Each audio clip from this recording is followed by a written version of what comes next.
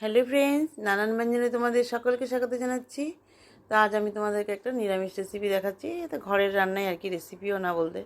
তো দেখো, আমি এটা ঘরের রান্নাগুলো সব দেখাই তোমাদেরকে একটা একটা করে যে কোনো। তো এখন আমি একটু পুঁই শাকের ডাঁটা রান্না করছি, সেটাই দেখাচ্ছি। তো মাংস তো সবসময় দেখানোই হয় যেটা রান্না করি, তো আজকে একটু নিরামিষটাই দেখাচ্ছি। তো এখন দেখো, এখানে নিরামিষের জন্য একটু আলু, মিষ্টি কুমড়া, পটল, ঝিঙে, তারপর হচ্ছে কাঁঠালি বিচি, গাজর, তো সব এরকম নিয়েছি, বেগুন। এখন আর পুঁই শাকগুলোকে আমি কেটে ধুয়ে নিয়েছি। আর এখন দেখো, শুকনো লঙ্কা ফোড়ন আর তেজপাতা ফোড়ন দিয়ে নিলাম। দিয়ে এখন একটু আদা ফোড়ন দিয়ে দেবো, আদা পেস্ট। একটু আদা পেস্ট দিয়ে দিলাম। দিয়ে এখন ভালো করে একটু মিশিয়ে নিচ্ছি। তো এইভাবে ভালো করে একটু মিশিয়ে নিয়ে এখন আমি এর মধ্যে দিয়ে দেবো হচ্ছে পাঁচফোড়ন। তো এখন এর মধ্যে আমি পাঁচফোড়ন দিয়ে দিলাম।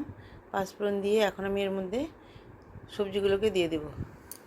তো পাঁচফোড়নটাকে একটু নেড়ে নিলাম, নেড়ে নিয়ে এখন এই সবজিগুলোকে ভালো করে ধুয়ে ধুয়ে নিয়েছি। এখন এই সবজিগুলোকে এর মধ্যে দিয়ে দেবো। তো এর মধ্যে কাঁচা লঙ্কাও 3-4টা আছে, ফেলে নিয়েছি। তো এখন এর মধ্যে সব দিয়ে দিলাম, দিয়ে একটু ভালো করে একটু মিশিয়ে নিচ্ছি। তো মিশিয়ে নিয়ে এখন এর মধ্যে দিয়ে দেবো হচ্ছে ডাঁটাগুলো দিয়ে এখন ভালো করে আবার মিশিয়ে নিচ্ছি।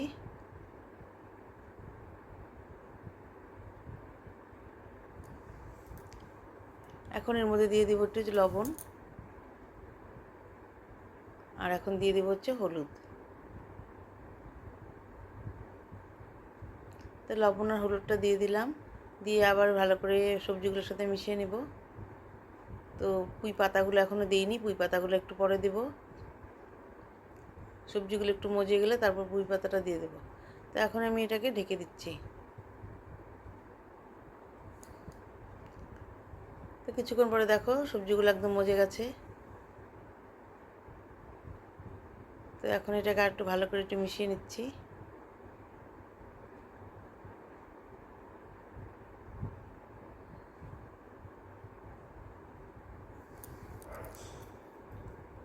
এখন এর মধ্যে পুঁইয়ের পাতাগুলো দিয়ে দিলাম।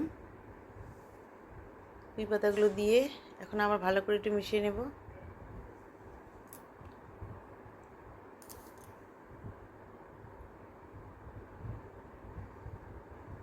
এইভাবে ভালো করে একটু মিশিয়ে নিচ্ছি। তো এখন আবার এটাকে আর একটু রেখে দেবো।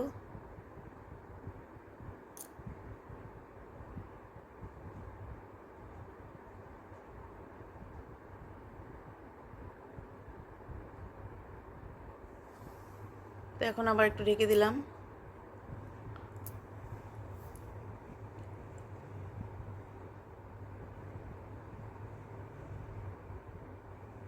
তো এখন আবার একটু উঠিয়ে নিলাম ঢাকনা দিয়ে। তো এখন আবার ভালো করে একটু মিশিয়ে নিচ্ছি।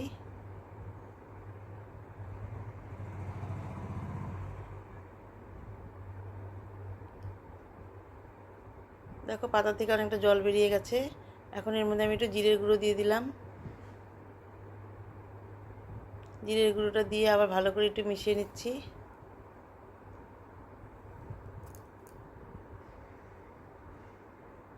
এখন আবার একটু ঢেকে দেবো যাতে তরকারিটা ভালো করে মজে। ডাঁটাগুলো তো মানে একটু সিদ্ধ হবে।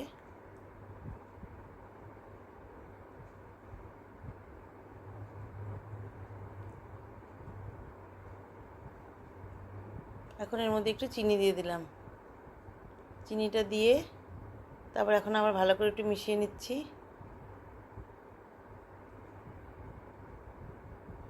কারণ নিরামিষে একটুখানি মিষ্টি দিলে ভালো লাগে।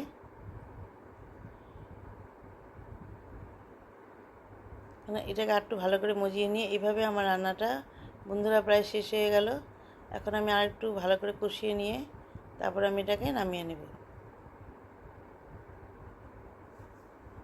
তো বন্ধুরা, তোমাদের যদি ভালো লেগে থাকে তাহলে প্লিজ একটু কমেন্টস ও সাবস্ক্রাইব করে পাশে আসবে, এবং আমিও তোমাদের পাশে থাকবো।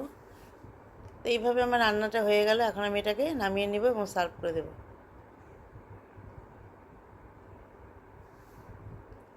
তো এখন দেখো বন্ধুরা, আমি নামিয়ে নিলাম।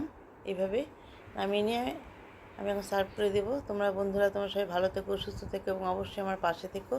নমস্কার।